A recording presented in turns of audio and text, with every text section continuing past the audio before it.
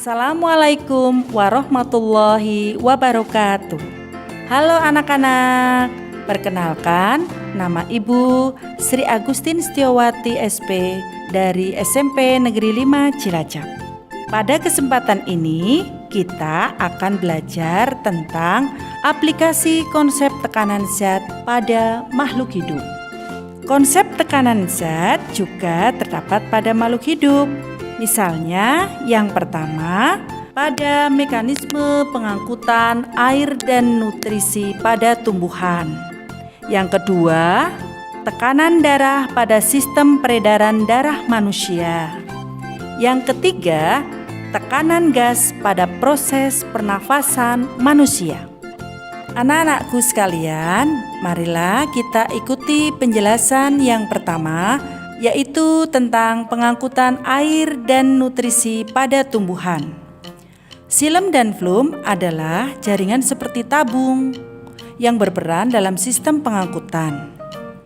Air dan mineral dari dalam tanah akan diserap oleh akar, kemudian diangkut melalui xilem ke bagian batang dan daun tumbuhan. Zat makanan yang dibuat di daun akan diangkut melalui flum ke bagian tumbuhan yang memerlukan zat makanan. Jadi, jaringan xilem di sini berfungsi untuk mengangkut air dan mineral dari dalam tanah diangkut menuju ke daun. Sedangkan jaringan flum berfungsi untuk mengedarkan hasil fotosintesis dari daun ke seluruh bagian tubuh tumbuhan. Anak-anak, untuk lebih jelasnya, marilah kita pelajari bagaimana pengangkutan air pada tumbuhan. Perhatikan gambar berikut ini. Jalur pengangkutan air ketika masuk ke dalam akar. Pertama-tama, air diserap oleh rambut-rambut akar. Kemudian, air masuk ke sel epidermis melalui proses osmosis. Selanjutnya, air akan melalui korteks. Dari korteks, air kemudian melalui endodermis dan perisirkel. Selanjutnya, air masuk ke jaringan xilem yang berada di akar. Setelah tiba di xilem akar, air akan bergerak ke xilem batang dan xilem daun. Selanjutnya, kita akan tahu bagaimana proses pengangkutan air dari akar menuju ke daun. Perhatikan gambar berikut ini. Air dapat diangkut naik dari akar ke bagian tumbuhan yang lain yang lebih tinggi dan diedarkan ke seluruh tubuh tumbuhan karena adanya daya kapilaritas batang. Daya kapilaritas batang dipengaruhi oleh adanya gaya kohesi dan adesi. Kohesi merupakan kecenderungan suatu molekul untuk dapat berikatan dengan molekul lain yang sejenis. Sedangkan adesi adalah kecenderungan suatu molekul untuk dapat berikatan dengan molekul lain yang tidak sejenis. Naiknya air ke daun juga disebabkan oleh penggunaan air di daun atau yang disebut dengan daya isap daun. Pada daun, air juga mengalami penguapan. Penguapan air oleh daun disebut dengan transpirasi. Penggunaan air oleh bagian daun akan menyebabkan terjadinya tarikan terhadap air yang berada pada bagian xilem, sehingga air yang ada pada akar akan naik ke daun. Anak-anakku sekalian, tadi kita sudah belajar bagaimana pengangkutan air pada tumbuhan. Sekarang kita akan belajar bagaimana pengangkutan nutrisi pada tumbuhan. Perhatikan gambar berikut ini. Semua bagian tumbuhan, yaitu akar, batang, daun, dan bagian lainnya memerlukan nutrisi. Agar kebutuhan nutrisi di setiap bagian tumbuhan terpenuhi, maka dibutuhkan suatu proses pengangkutan nutrisi hasil fotosintesis ke seluruh tubuh tumbuhan.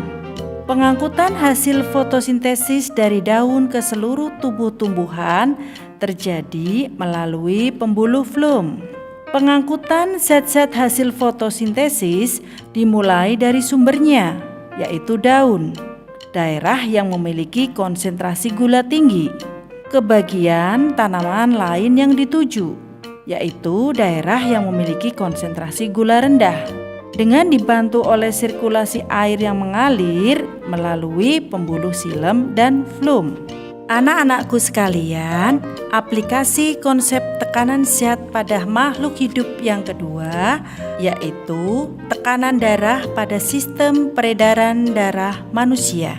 Tekanan yang terdapat pada pembuluh darah memiliki prinsip kerja seperti hukum Pascal. Hal ini karena tekanan pada pembuluh darah merupakan tekanan yang berada pada ruangan tertutup. Pada saat jantung memompa darah, darah akan mendapatkan dorongan sehingga mengalir melalui pembuluh darah. Nah, saat mengalir dalam pembuluh darah, darah memberikan dorongan pada dinding pembuluh darah yang disebut dengan tekanan darah.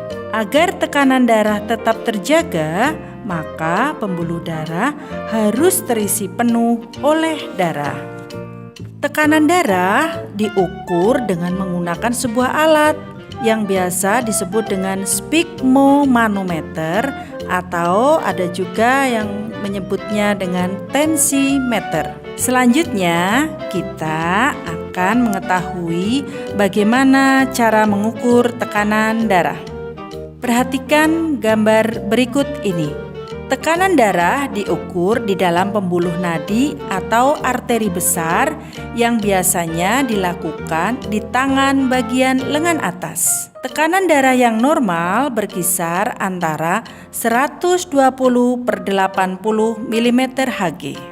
Angka pertama menunjukkan tekanan saat bilik berkontraksi dan darah terdorong keluar dari bilik jantung melalui pembuluh arteri, disebut angka sistol.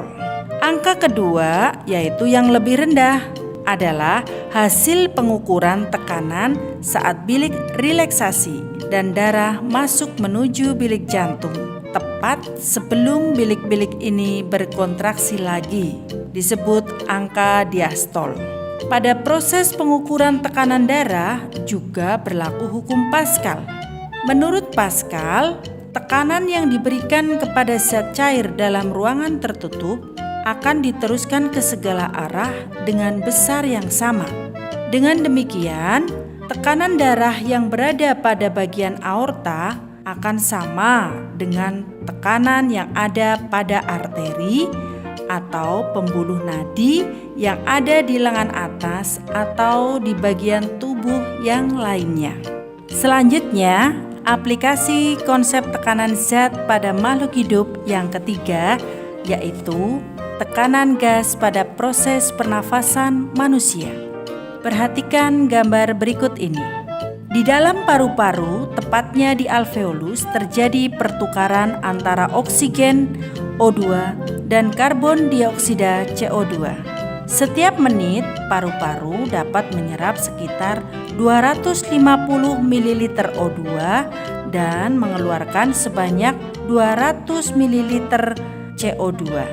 Pada proses pertukaran antara O2 dengan CO2 terjadi secara difusi, yaitu proses perpindahan zat terlarut dari daerah yang memiliki konsentrasi dan tekanan parsial tinggi ke daerah yang memiliki konsentrasi dan tekanan parsial rendah. Pada saat darah memasuki kapiler alveoli, CO2 yang terkandung dalam darah berdifusi menuju alveoli dan O2 yang terkandung dalam udara di alveoli berdifusi ke dalam darah. Akibatnya, PO2 dalam darah menjadi naik atau banyak mengandung oksigen dan PCO2 dalam darah menjadi turun atau sedikit mengandung karbon dioksida. Darah tersebut selanjutnya menuju ke jantung, kemudian dipompa ke seluruh bagian tubuh.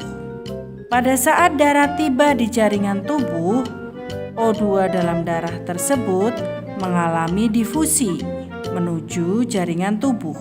Kandungan CO2 dalam jaringan tubuh lebih besar daripada kandungan CO2 dalam darah, sehingga CO2 dalam jaringan tubuh mengalami difusi ke dalam darah. Setelah melepaskan O2 dan membawa CO2 dari jaringan tubuh, darah kembali menuju ke jantung dan dipompa lagi ke paru-paru. Baiklah anak-anak, sampai di sini pembahasan kita tentang aplikasi konsep tekanan sehat pada makhluk hidup. Semoga bermanfaat, tetap semangat belajar, jangan lupa jaga kesehatan ya. Wassalamualaikum warahmatullahi wabarakatuh.